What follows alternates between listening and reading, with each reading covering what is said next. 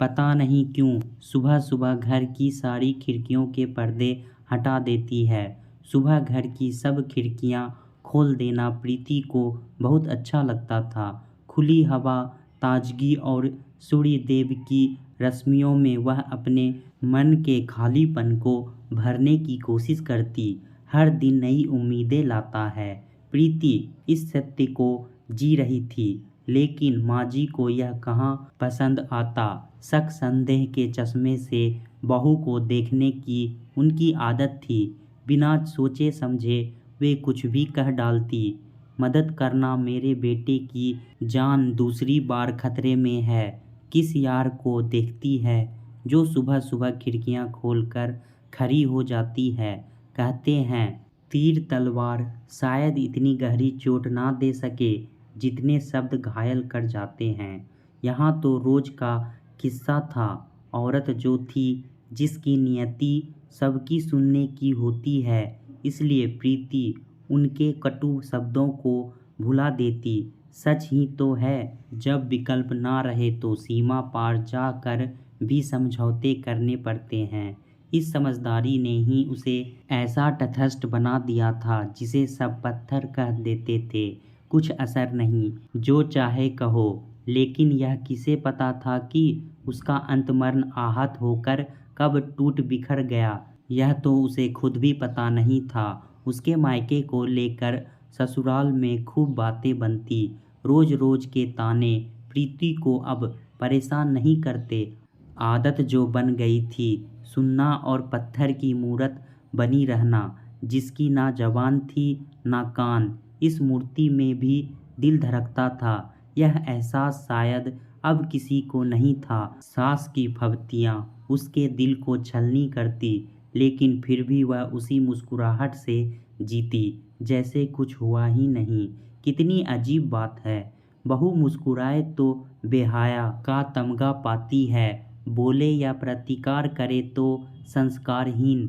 ससुराल में उसकी एक देवरानी भी थी, नीतू, बड़े घर की बेटी, जिसके आगे सासू माँ की जबान भी तलुए से चिपकी रहती। जब नीतू अपने मायके जाती तो प्रीति को भी अपने घर की बहुत याद आती।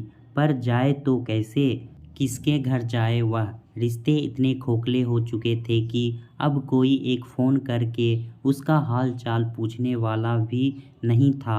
आज जब नीतू अपने मायके से वापस आई तो उसका मन भी तड़पने लगा। सासू माँ उसके लाए उपहारों, कपड़े गहनों को देख फूली नहीं समा रही थी। रह रह कर प्रीति को कोसना जारी था। नीतू प्रीति को अपने कमरे में ले आई। उसे अपने पीहर के मज़ेदार किस्से बताने लगी। प्रीति जैसे अतीत में खोने लगी। अपनी भाभी के कड़वे शब्द उसे फिर याद आने लगे। महारानी जब चाहे मुंह उठाकर चली आती है, जैसे बाप ने करोड़ों की दौलत छोड़ रखी है। नीतू जा चुकी थी। दोपहर का समय था, इसलिए उदास मन के साथ प्रीति बिस्तर पर सुस्ताने लेट गई। अतीत की यादें, कटु स्मृतियाँ चलचित्र की तरह मन मस्तिष्क में साकार होने लगी। पापा दुनिया से विदा हुए तो पीहर का रास्ता हमेशा के लिए बंद हो गया। माँ बचपन में ही गुजर गई थी। पापा ने ही दोनों भाई बहनों को संभाला था। यह सच था कि उन्होंने कभी महसूस नहीं होने दी थी। प्रीति ने छोटे भाई को ऐसा ही ममता भरा प्यार दिया, जैसा बच्चा अपनी माँ से उम्मीद करता है। उम्र में वह 3 साल बड़ी भी तो थी, लेकिन बचपन से उसे बड़ा भी तो बना दिया था। मासूमियत छीन गई, लेकिन भाई कुणाल भी उस पर जान छिड़कता था। समय पंख लगाकर ऐसे उड़ा कि पता ही ना चला कि गुड्डे गुड़ियों से खेलते हुए कब बड़े हो गए। पापा जल्दी से अपनी जिम्मेदारी से मुक्त हो जाना चाहते थे। संदीप का रिश्ता आया। इंजीनियर, सुंदर, सौम्य स्वभाव, प्रतिष्ठित परिवार। बस पापा को और क्या चाहिए था। झट से रिश्ता पक्का कर दिया। प्रीति खुदगर्ज नहीं थी। उसे अपनी शादी के अरमान खुशी तो दे रहे थे, लेकिन पापा और भाई का ख्याल उसे बेचैन करने लगा। वह विदाई हुई तो फिर कौन संभालेगा घर को। नारी के बिना घर घर नहीं हो सकता। भाई के प्रति असीम प्रेम और पिता के स्नेह को समझ प्रीति ने जिद पकड़ ली। मैं शादी करूंगी तो एक ही शर्त पर, भाई की शादी भी उसके साथ हो। किसे पता था कि यह प्रेम ही आगे समस्या बन जाएगा, सरल जीवन को कठिन कर देगा। रिश्तों में दूरी बढ़ती जाएगी, सबको झुकना पड़ा और 7 दिनों के अंतराल पर दोनों की शादी संपन्न हो गई। प्रीति ससुराल के लिए विदा हुई तो पीहर में उसकी भाभी आ गई। बहुत खुश थी प्रीति। कुदरत ने बहुत दिनों बाद कुछ ऐसा सुखद दिया था जिससे उनकी अधूरी जिंदगी पूर्णता की ओर कदम बढ़ाने लगी थी। लेकिन जिंदगी इतनी सरल कहाँ होती है। मन का सोचा पूरा हो जाए तो क्या कहने को। नई जिंदगी में प्रीति के सपने यथार्थ की कठोर धरा पर शीघ्र ही दम तोड़ने लगे। संदीप बहुत अच्छे समझदार पति थे, लेकिन घर की स्थिति ऐसी थी कि वे खुले रूम में अपनी पत्नी का साथ देने की स्थिति में नहीं थे। प्रतिभाशाली होकर भी अभी बेरोजगार थे। दोनों ही सास ससुर पर निर्भर थे, इसलिए मजबूरियों से समझौता समझदारी था। पापा को शायद यह उम्मीद ना रही होगी, इसलिए प्रीति की शादी के बाद क्षुब्ध बेचैन रहने लगे। दूसरी तरफ कुणाल भी अपनी पत्नी और पिता के बीच संतुलन बैठाने में पिस रहा था। पापा को दुख ना पहुँचे इसलिए प्रीति ने मुंह सी लिया, लेकिन पापा थे कि उसकी आंखों को पढ़ जाते। जितना वह छिपाने की कोशिश करती, पापा अनकही बातों को झट से पकड़ जाते। संतान के प्रति प्रेम ऐसा ही होता है जो बच्चे की हर बात को बिना कहे समझ जाता है। जिंदगी इसी का नाम है। अक्सर हम अपने घरों में वही व्यवस्था लागू करने की जिद करने लगते हैं जो बेटियां अपनी ससुराल में जीती है। नतीजतन घर में लोग टूटने बिखरने लगते हैं। सच तो यह था कि प्रीति को कहीं चैन नहीं मिल रहा था। ससुराल में व्यंग तानों के बीच पिस रही थी तो मायके में अपने भाई कुणाल और पिता के ख्याल से जो उसकी भाभी ने जो समझदारी दिखानी चाहिए थी उसके विपरीत आचरण किया। प्रीति ना तो माँ बन सकी, ना ही संदीप के दिल में स्थान पा सकी। दूरी, तटस्थता, यंत्रचालित कृत्रिम जीवन उसे आहत करता चला गया। घड़ी ने टन-टन अलार्म बजाया। प्रीति जैसे चौंक पड़ी। उसने अपने जिंदा होने का एहसास हुआ। चेहरे पर पसीने की बूंदें झलक रही थी। वह उठी, एक गिलास पानी पिया और खाली कमरे में फिर अपने खालीपन से खेलने लगी। पुरानी यादें फिर से ना चाहते हुए भी उसके आगे नाचने लगी। जब पिता का देहांत हुआ तो 12 दिन भी उसने मायके में कैसे निकाले थे, वह कटु अनुभव उसे याद आने लगा। भाई कुणाल बेचारा कितनी कोशिश करता रहा कि दीदी को कुछ महसूस ना हो, लेकिन प्रीति कोई बच्ची नहीं थी। वह समझ गई कि पापा के बाद उसका रिश्ता भी इस घर से टूट गया है। फिर एक दिन वह अनुभव भी हो गया जिसने प्रीति के सारे भ्रम तोड़ दिए।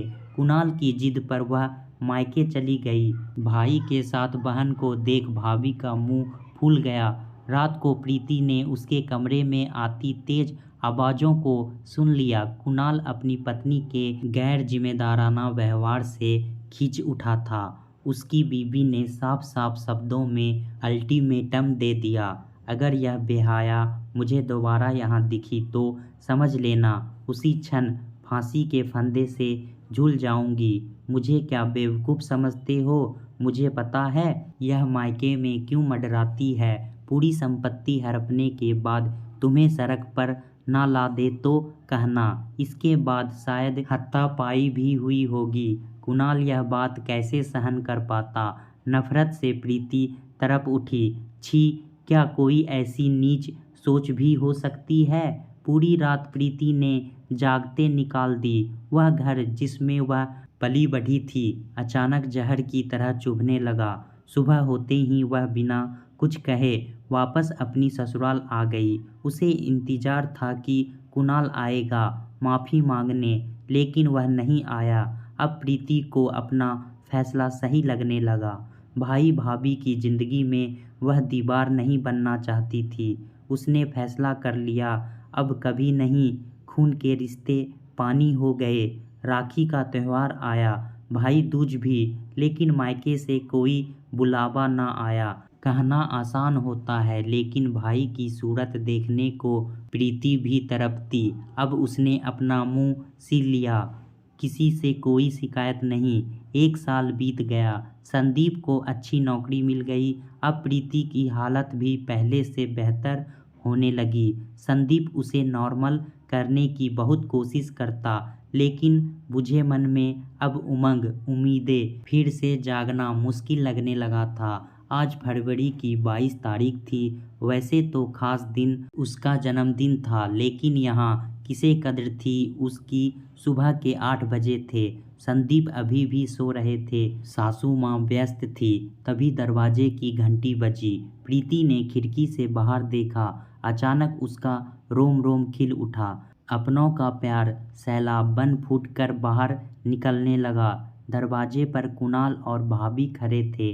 प्रीति चहकते हुए दौड़ी। हैप्पी बर्थडे दीदी।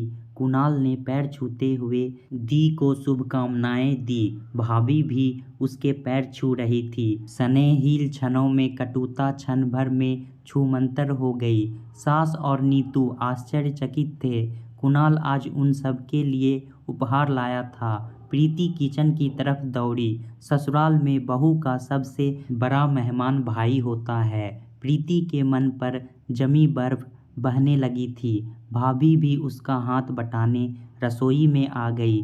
दोनों खिलखिलाकर ऐसे बातें करने लगी जैसे पहली बार मिली हो। संदीप भी उठ गए। नाश्ते की तैयारी होने लगी। मौका देख संदीप ने प्रीति को बाहों में भर चूम लिया। कैसा लगा मेरा गिफ्ट? प्रीति कुछ पूछती उससे पहले कुणाल आ गया। बोला, दीदी यह लो आपका सबसे कीमती गिफ्ट। मुझे जीजू ने ही सजेस्ट किया। प्रीति पैकेट खोलने लगी। उसकी आंखों से आंसू बहने लगे। एक बड़ी सी फ्रेम की हुई पापा की तस्वीर, जिसमें उनकी मुस्कुराहट प्रीति को नया जीवन देती महसूस हो रही थी। फोटो के अलावे गुड्डे गुड़िया भी थे, जिनसे प्रीति और कुणाल बचपन में खेला करते थे। उपहार तो और भी बहुत लाया था कुणाल, लेकिन यह चीज़ उसका दिल छू गई। आज पूरा दिन प्रीति के नाम था। संदीप ने शाम को एक आलीशान होटल में डिनर रखा था। रात में जब प्रीति संदीप के पास आई तो देखा सामने की दीवार पर पापा की फ़ोटो टंगी है। संदीप कह रहा था, प्रीति ससुराल में मायके की यादें ना हो तो जीवन अधूरा रह जाता है। अब अपने बेडरूम में आधी चीज़ें मेरी और आधी तुम्हारे मायके की यादगार वाली होगी। जाने दो संदीप, तुम इतना चाहते हो मुझे। प्रीति भाव विहीन होकर संदीप से लिपट गई। प्रीति, चाहने का मतलब ही यही है कि हम बिना कुछ कहे एक दूसरे को समझे, एक दूसरे की कमी को पूरा करें। तुम अंदर ही अंदर घुल रही थी, लेकिन मैं तुम्हें जीते जी मरता नहीं देख सकता था। बत्ती बुझ गई। दोनों एक दूसरे की बाहों में खो गए। आज अचानक बर्फ पूरी तरह पिघल गई। दोस्तों, हम चाहे कितनी भी कोशिश कर ले रिश्ते को सहेज कर रखने की, पर जो रिश्ते हमारे नहीं होते उन्हें हम कभी भी संजो कर नहीं रख पाते हैं। इसलिए कुछ रिश्ते का टूट जाना भी अच्छा होता है, क्योंकि कहीं ना कहीं इसी में हमारी भलाई होती है। दोस्तों, कहानी कैसा लगा हमें कमेंट में ज़रूर बताएं। इसी तरह की पारिवारिक कहानी सुनने के लिए हमारे चैनल को सब्सक्राइब करना ना भूलें। धन्यवाद।